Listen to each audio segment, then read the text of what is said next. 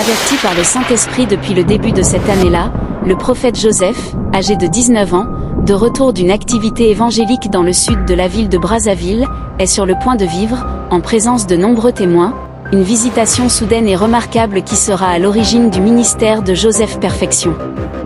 Le lundi 29 juillet 2013, un signe redoutable est envoyé du ciel, en présence de 19 témoins. Stupéfiant et sans précédent vu à l'œil nu, une nuée étrange, vivante et corporelle, descend du ciel et se suspend au-dessus de la rencontre des jeunes. Dans l'enceinte familiale du prophète, au quartier Mpissa, Brazzaville.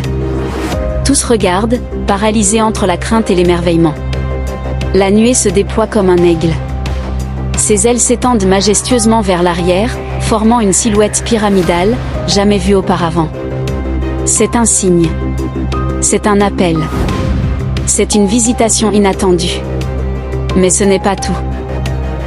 Dans cette manifestation céleste secrète, quelqu'un regarde à travers la nuée. Un être. Un regard. Un témoin d'en haut. Le ciel observe.